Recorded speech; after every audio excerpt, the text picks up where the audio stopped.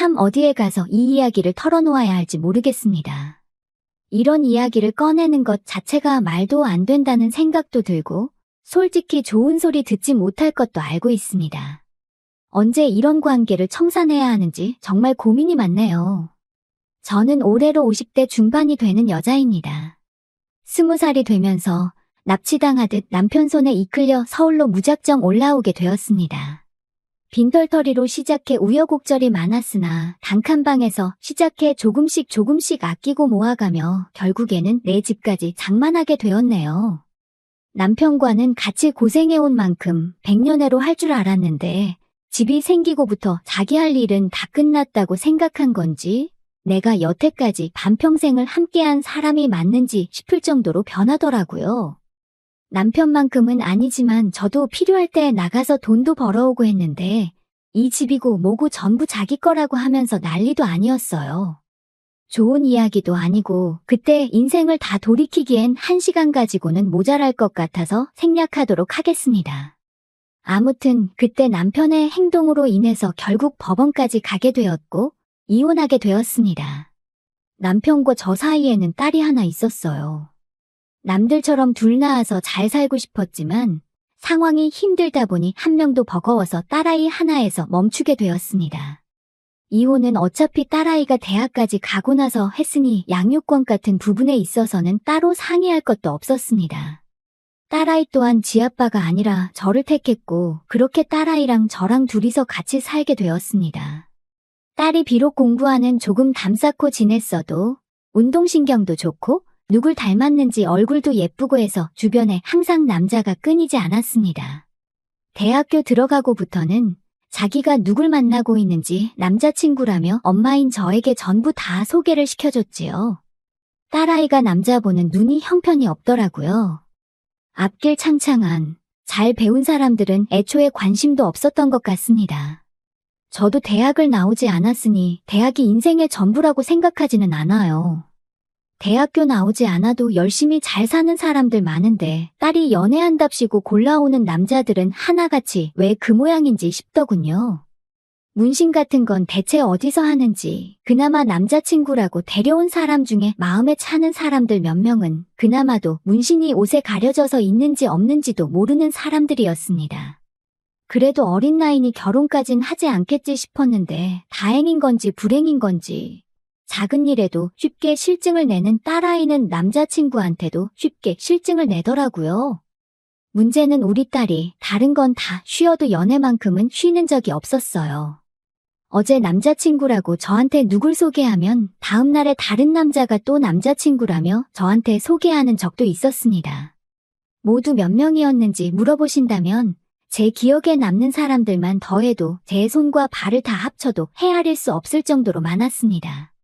그런데 말했다시피 우리 딸이 만나는 남자들 수준이 대부분 그렇다 보니 솔직히 걱정이 더 되더라고요.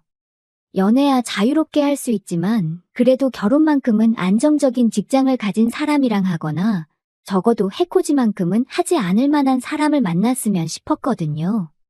연애관이 쉽게 바뀌지는 않았는데 그래도 우리 딸이 어디서 본 건 있는지 연애랑 결혼은 따로 생각하고 있으니 걱정 말라고 했어요. 따로 취직도 안 하고 그러고 있는데 이번에는 남자친구가 아니라 결혼 상대를 소개시켜준다고 저를 불러내더라고요. 일도 안 하고 어디서 저런 사람을 물어왔는지 여태껏 소개받은 사람들하고는 전혀 다르게 멀쩡한 사람이었습니다. 정신머리도 똑바로 박혀있는 듯 했고 직장도 제법 이름 있는 대기업을 다니고 있는 사람이었어요. 당연히 문신도 없었고 말입니다. 그동안 딸이 어떤 남자들만 골라서 만나왔는지 알고 있었기 때문에 결혼 상대라고 데려온 사위를 처음 봤을 때는 안도감도 들고 한편으로 너무 기쁘기까지 했습니다. 다만 문제가 있었으니 사위가 직장도 안정적이고 다 좋지만 따로 가족이 없는 사람이었어요. 스스로의 힘만으로 저렇게 성공했으니 높이 쳐줄 부분이 있는 건 인정하지만 결혼하기에 당장 직장 말고는 아무것도 없었답니다. 그나마 다행인 건 그동안 학자금 대출이며 이래저래 빚이 많았는데 그건 이미 다 갚고 없다는 사실이었지요. 대신 결혼을 하게 되면 당장 지낼 곳이 없다고 하는 거였어요. 그래서 결국 저희 집에서 처가살이를 할 수 있게 배려를 해줬습니다. 사위가 힘들게 자라왔지만 예의가 참 바르더라고요. 사실 제가 집을 팔아서라도 살 곳을 마련해주는 방법도 있었겠지만 사위는 처가살이 하는데 싫은 내색 따로 하지 않고 같이 사는 동안도 저한테도 참 잘했어요. 자기한테 없던 부모나 마찬가지라며 그만큼 저에게 효도하겠다더군요. 이렇게 좋은 남자를 만날 줄 알면서 딸아이는 그동안 뭐하러 그런 놈들을 만나온 건지 싶었습니다. 아무튼 딸아이도 결혼을 했고 집에서 나간다면 조금 외로웠겠지만 처가살이를 하게 되면서 제 품에 끼고 살게 되니 그거 하나만은 좋더군요. 거기에 사위가 저한테 점수 따겠다고 집안일도 힘써야 하는 일들이나 설거지 같은 건 알아서 척척 하기 때문에 저도 많이 편해졌습니다. 남편과는 그렇게 헤어지게 되었지만 그래도 지금 상황이 주변에 자랑하고 다닐 만한 정도라는 생각이 들었고 딸내외가 내 집에 들어와 살며 있는 동안은 정말 매일이 행복했습니다. 그 순간을 목격하기 전까지는 말이지요. 저도 동네에 아는 사람들 가게 나가서 소일거리 해주고 하면서 생활비도 벌고 하고 있었습니다. 사위가 생활비 보탠다고 얼마씩 보내주긴 했지만 그래도 언젠가는 독립해서 나가야 할 텐데 무작정 준다고 고맙다고 받을 게 아니라 그 돈은 제가 따로 모아주고 싶었지요. 그래서 그렇게 소일거리 하면서 생활비벌이 하면서 지내고 있었습니다.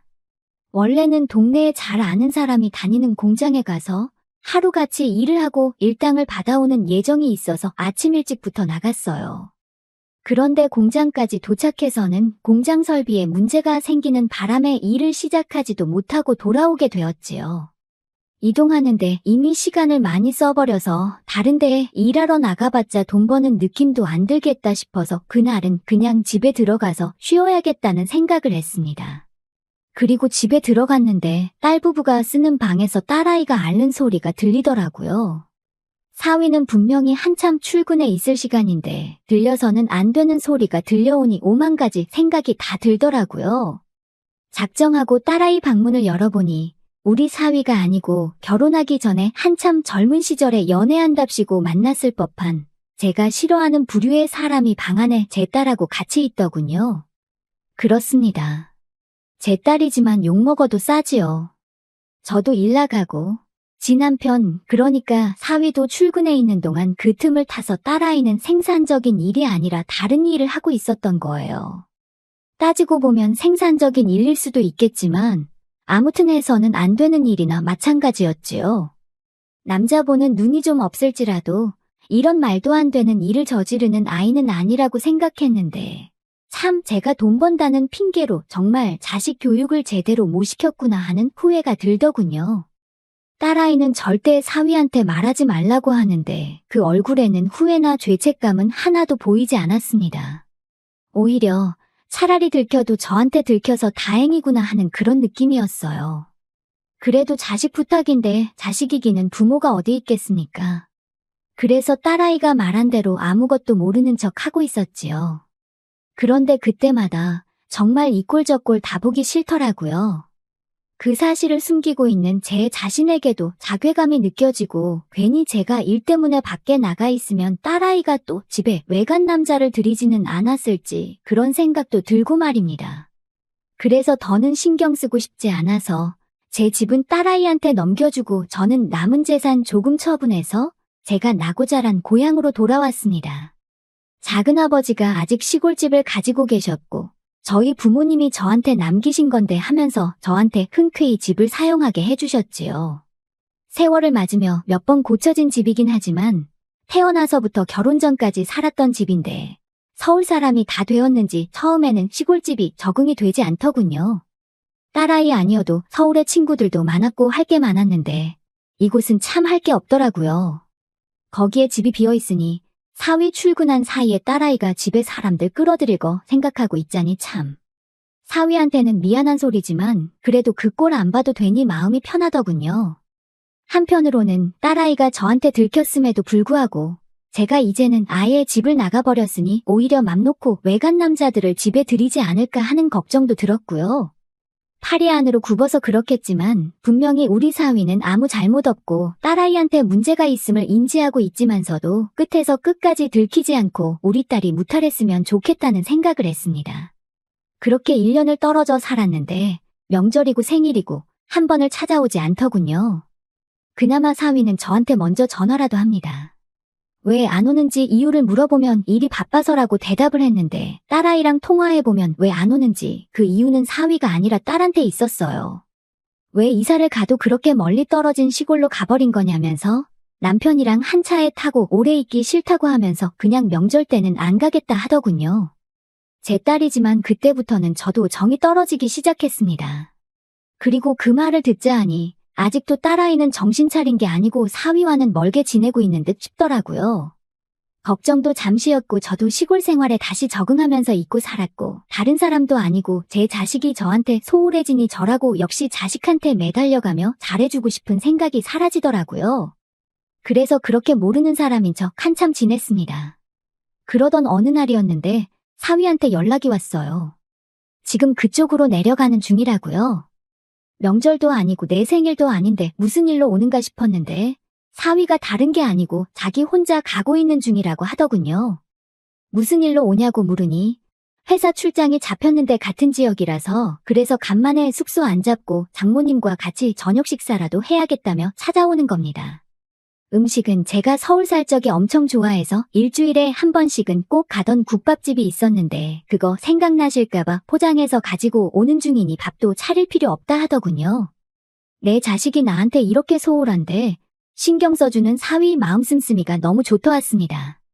아무리 회사 일로 출장을 왔다고 한들 여기는 도심에서도 많이 떨어진 시골 동네인데 끝끝내 숙소 안 잡고 저희 집으로 오겠다는 거잖아요. 거기에 저 번거롭지 않게 식사도 포장해오고 그것도 모자라서 제가 제일 좋아하던 식당을 기억해서 거기 음식을 사오는 기까지 했으니 말이지요. 이렇게 자상하고 섬세한 남편을 두고 내 자식은 왜 정신을 못 차리고 저러는지 싶더군요. 그래도 그동안 시골에서 혼자 지내느라 적적했는데 오랜만에 사람이 있으니 좋더군요. 결혼하면 다들 편해져서 살이 좀 찐다는데 사위는 어째 살이 더 빠진 것 같다고 물으니 그냥 쓴웃음만 지을 뿐 아무 대답도 없더라고요. 자주 보고 싶었는데 못 내려와 미안하다. 길이 먼데 어찌 오느냐 괜찮다. 이런 뻔한 안부를 몇 마디 주고받으니 할 말이 많이 없어 조용해졌습니다. 사위도 사실 능글맞은 부분도 없고 장서간인데 아무래도 편하게 있기는 힘들었겠지요. 그래도 저 생각해서 이 먼 길을 와준 것만 해도 불편해 보이는 모습에도 고맙기까지 하더군요. 그동안 혼자 시골에 있는다고 할 게 없어서 이것저것 만든 담금주들이 있었는데 사위가 술을 좋아하는 건 알고 있어서 매실주네, 인삼주네 하면서 너무 긴장하지 말고 편하게 있으라며 사위한테 술을 한두 잔 권했습니다. 처음에는 사위도 머뭇대더니 그래도 좋아하는 술에 직접 담근 귀한 술이다 보니 좋아하는 술을 안 마시고 지나칠 수는 없었나 봅니다. 그때그때마다 담궈둔 술이 많다 보니 다른 사람도 아니고 내 딸 먹여 살려주는 사위가 마시는데 아깝지는 않았습니다. 사위는 사양하면서도 계속 한 잔 한 잔 마시다 보니 어느덧 잔뜩 긴장해서 힘이 들어가 있는 모습은 온데간데 없고 슬슬 몸이 풀리는 듯 싶더라고요. 그래도 회사 일 때문에 왔는데다가 다음날 일도 봐야 할 텐데 술이 어느 정도 들어가니 그만 마시게 해야겠더라고요. 그런데 사위는 이 정도 취하는 건 괜찮다며 계속해서 잔을 채우더군요. 이상했죠. 같이 한 집에 살던 시절에도 술을 그렇게 좋아하지만 제 앞에서 취한 모습 보일 수 없다며 회식같이 술을 피할 수 없는 자리에 나가더라도 항상 절제하던 사위였는데 혀가 꼬부라질 때까지 자기는 술 세다고 괜찮다고 하면서 계속해서 마시고 있었으니 말이죠. 담금주라고 해봐야 어차피 시간이 남아서 담근 고급 술도 아닌데 말입니다. 그때까지도 저는 별 생각 없었어요. 그냥 표현하는데 서툰 사위가 장모를 오랜만에 만난 나름대로의 반가움의 표시라 생각했습니다. 어차피 혼자 사는 집이다 보니 방이 남아서 저는 10시만 되면 졸리니 사위가 잘 곳을 마련해놓고 저는 먼저 자겠다 말하고 혼자서 잠자리에 들었습니다. 그리고 제가 잠에서 깨고 만 건 한참 깊은 잠에 들어있어야 하는 새벽이었지요. 이불맡에서 느껴지는 인기척에 잠에서 깨고 저는 이내 소스라치게 놀라고 말았습니다. 제 이불맡에 있던 건 제가 마련해준 방에서 자고 있어야 할 사위였습니다. 열려있는 문 쪽으로 거실을 보니 술병이 새알릴 수도 없이 나뒹굴고 있더군요. 술을 얼마나 마신 건지 가늠조차 되지 않았습니다. 혹시나 사위가 술에 너무 취해 제정신을 못 챙기는 건가 싶더군요. 이러다 무슨 일이 생기는 건 아닌가 너무 긴장되었지만 그래도 여태껏 제가 봐온 사위를 믿기에 최대한 침착하게 행동했습니다. 최대한 사위의 기분을 상하지 않게 무슨 볼일이냐고 침착하게 물었는데 사위는 막무가내로 제게 달라들더군요. 그 심약하고 바른 생활만 하던 사위에게 이런 면이 있을 줄은 상상도 못했습니다. 반쯤 포기하고 저는 두 눈을 꾹 감은 채 고개를 돌려버리고 말았습니다. 자식의 잘못을 나무라지 않고 피해버린 그 죄를 달게 받는 거라고 생각하면서 말이지요. 모든 걸 내려놓은 순간 제 얼굴 위로 뜨거운 물 한 방울이 툭 떨어지더군요. 감은 두 눈을 떠서 고개를 올려다보니 사위는 두 눈에서 눈물을 펑펑 흘리며 울고 있었습니다. 상황을 정리하고 한참 울고 있는 사위를 달래줬습니다.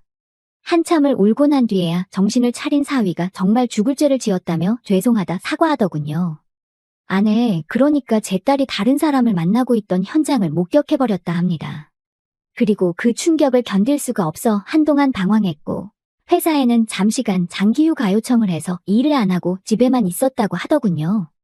일에만 매달려서 가정을 지키지 못했다 생각했고 제 자식의 잘못을 눈감아주고 자기 탓으로 생각하려 했다고 합니다. 그리고 그 휴가 기간 동안 여행도 다니고 하면서 일하느라 손에 놓고 있었던 가정을 지키고자 여러 가지 계획을 세웠다고요. 하지만 제 딸아이는 오히려 남편이 집에 있으니 자유를 억압당한다 생각했고 매일같이 부부싸움을 했다고 하네요. 그러다 어제 크게 싸우고 나서 홧김에 집을 나와버렸다 합니다. 사과하려고 집에 들어갔더니 제 딸아이는 그새를 못 참고 남자친구를 집에 들인 상태였고 그 상황을 목격한 사위는 그 길로 다시 집을 나와버렸던 거였고요. 저를 찾아온 것이 처음에는 복수할 요량이었다고 합니다. 자기에게 상처를 줬으니 제 자식에게 하나뿐인 가족인 저에게 풀 생각이었다네요. 하지만 도무지 그럴 수 없기에 이렇게 지금 이 상황이 되었다는 겁니다. 저는 다른 말은 하지 못했고 이야기를 하며 당장이라도 다시 눈물을 터뜨릴 것만 같은 사위를 안아줬습니다. 그리고 저도 사과했어요. 미안하다고, 자식의 잘못을 알고 있었는데도 나는 도망치는 걸 택했다고요. 나에겐 부모 자격이 없으니 이런 일을 당해도 싸다 했습니다. 그렇게 한참 동안 둘이 부둥켜 안고 눈물을 흘렸습니다. 밤이 새도록 그렇게 저는 사위에게 뭘 해도 좋다고 허락하고 말았습니다. 다음 날 아침이 돼서 부스럭대는 소리에 일어나니 자기가 어제 난장판을 만들어 놓은 술상을 정리하고 있더군요.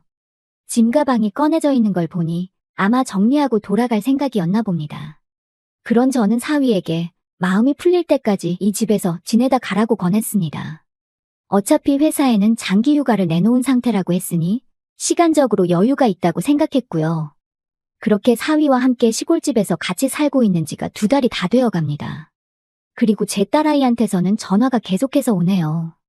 자기 남편이 집을 나간 것 같다. 연락받은 거 없냐면서요.